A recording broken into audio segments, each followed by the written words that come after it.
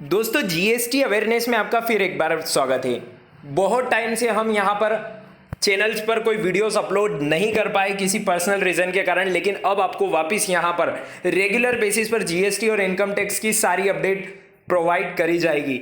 सबसे पहले मैं आपके सामने यहाँ पर जीएसटी से जुड़ी एक बहुत इंपॉर्टेंट केस यहाँ पर आपके साथ में डिस्कस करने वाला हूँ, जिसमें यदि आप एक जीएसटी के अकाउंटेंट है या फिर अगर जीएसटी प्रैक्टिशनर्स हैं तो ये केस आपके लिए और ज़्यादा इंपॉर्टेंट हो जाता है। जैसा कि आप देख सकते हैं स्क्रीन पर मैंने जो केस ओपन कर रखा है, इसमें सबसे पहले मैं आपको यहाँ पर बता देना चाहता हूँ कि एक चार्टर्ड अकाउंटेंट तो किसी भी जीएसटी की फर्म को रजिस्टर्ड कर ही सकता है, यानी कि कोई सी भी पार्टनरशिप फर्म हो या फिर सोल प्रोप्राइटर फर्म हो, उसको रजिस्टर करने की अथॉरिटी यहाँ पर हर पर्सन को है। यानी कि अगर आप एक अकाउंटेंट भी हैं या फिर अगर आप एक जीएसटी प्रैक्टिशनर्स भी हैं तो भी आप यहां पर रजिस्ट्रेशन कर सकते हैं, ये तो आपको पता है। लेकिन यहां पर कुछ चीजें आपको क्लियर होनी चाहिए। जैसा कि आप देख सकते हैं मैंने जो केस ओपन कर रखा है उसमें it is a contended by council for the petitioners that petitioner is a chartered accountant who created the firms on the basis of documents provided by the co-accused। यानी कि जो आपके क्लाइंट ने आपको डॉक्यूमेंट्स प्रोवाइड करे गए हैं, definitely आप उन्हीं के बेसिस पर किसी भी फॉर्म का रजिस्ट्रेशन करेंगे। लेकिन his statement was record by the authorities but was retracted later as he was subjecting to beating for which a complaint was made by the department। यानी कि जब डिपार्टमेंट ने उसे एनालिसिस किया तो उसमें बहुत ज़्यादा यहाँ पर डिफॉल्टीज पाई गई, जिसको देखते हुए यहाँ पर अगर हम चेक करें तो petitioner instead of charging of ₹1500 पर GST return and charge around 3500 पर जीएसटी रिटर्न। तो यहाँ पर जो जीएसटी के अंदर सीए प्रैक्टिशनर, इस केस के अंदर जो सीए ने यानी कि चार्टर्ड अकाउंटेंट ने 1500 रुपये पर जीएसटी रिटर्न चार्ज करे हैं, साथ ही साथ में 3500 रुपये पर जीएसटी रिटर्न भी चार्ज करें, यानी कि 1500 की जगह 3500 पर रिटर्न चार्ज करे गए हैं। लेकिन यहाँ पर ऐसा कोई फिक्स अमाउंट यहाँ पर डिस्क्राइब नहीं है कि आपको जीएसटी के अंदर इतना ही चार्ज करना है, यहाँ पर अमाउंट वेरिएबल हो सकता है। There is no allegation in the complaint that he has received any amount or any percentage with regard to the wrong input tax credit. It is also contended that with the complaint statement of Vishnu Garg is attached, who has mentioned that petitioners has created the firms on the basis of document provided by Vishnu Garg। यानी कि यहाँ पर जो case की बात हो रही है जिसमें यहाँ पर जो क्लाइंट है वो है विष्णु गर्ग। विष्णु गर्ग का यहाँ पर एक चार्टेड अकाउंटेंट ने रजिस्ट्रेशन किया था उसकी फर्म का, और यहाँ पर ये पूरा जो केस है ये इनपुट टैक्स क्रेडिट को लेकर है। यानी कि इस जो विष्णु गर्ग ने यहाँ पर फर्म क्रिएट करवाई थी, इसमें इनपुट टैक्स क्रेडिट जो क्लेम करी गई है वो पूरी तरीके से यहाँ पर रॉन्गली क्लेम करी गई है। तो आप सोच रहे होंगे कि इससे अकाउंटेंट और जीएसटी प्रैक्टिशनर्स के ऊपर कैसे कोई खतरा आ सकता है।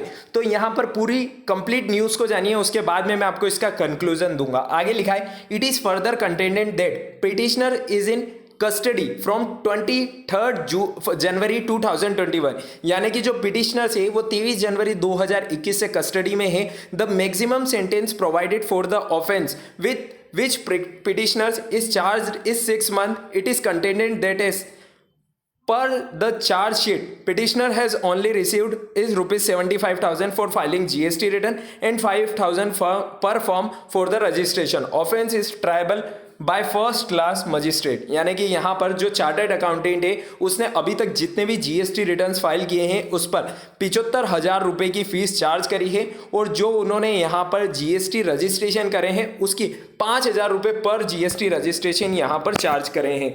चलिए ये सारी चीज़ें तो हमें यहाँ पर जेन्युइन लग रही है, लेकिन आगे जब आप फिफ्थ पॉइंट यहाँ पर पढ़ेंगे तो यहाँ पर आप इस केस के अंदर फंस सकते हैं। यानी कि council for the union of India has opposed the bail application. It is contended that petitioner was instrumental in registration of 11 fake firms.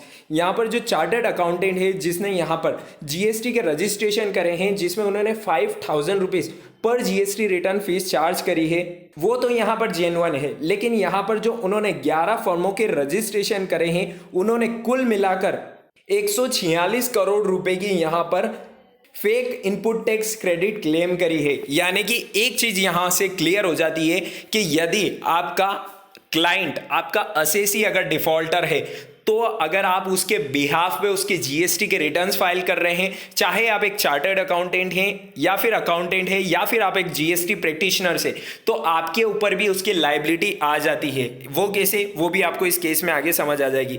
It is also contended that petitioner was aware as he was filing GST return of non extended firm, यानी कि यहां पर जो बात लिखी गई है उससे एक चीज क्लियर होती है कि जिसमें यहां पर कहा गया है कि पिटिशनर्स भी यहां पर जो है वो इन चीजों को लेकर अवेयर था। इस कारण से चार्टर्ड अकाउंटेंट के ऊपर भी यहां पर पेनल्टी लगाई जाती है। Taking note of that, chartered accountant has remained in custody for a period of 1 year and 5 months, and also considering the conditions put forth by counsel for the petitioner, this bail application is accordingly allowed, and it is directed that accused petitioner shall be released on bail provided he furnish a personal bond of the sum of rupees 1 lakh together with 2 sureties in the sum of rupees 50,000 each to the satisfaction of the learned trial court, with the stipulation that he was appear before that court any court to which the matter is transferred on all subsequent dates of hearing and as when called upon to do so.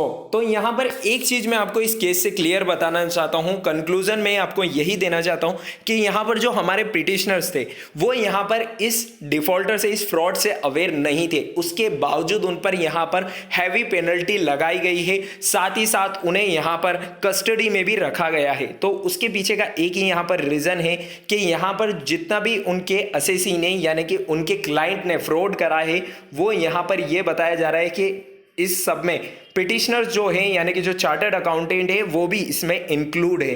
तो यदि आप किसी भी firm का अगर registration कर रहे हैं, किसी भी फर्म के बिहाफ पे आप उनकी जीएसटी रिटर्न्स फाइल कर रहे हैं, तो प्रॉपर तरीके से उन डॉक्यूमेंट्स को चेक करने के बाद ही कोई भी फाइनल एक्शन लीजिए, क्योंकि अगर आप यहां पर आपका असेसी, आपका क्लाइंट अगर डिफॉल्टर पाया जाता है तो उस पर लायबिलिटी आपके ऊपर भी आ सकती है। तो ये एक बहुत इंपॉर्टेंट केस स्टडी था जिसमें यहां पर आप देख सकते हैं कि जो हमारे पिटिशनर्स हैं उन पर भी यहां पर चार्ज किया गया है।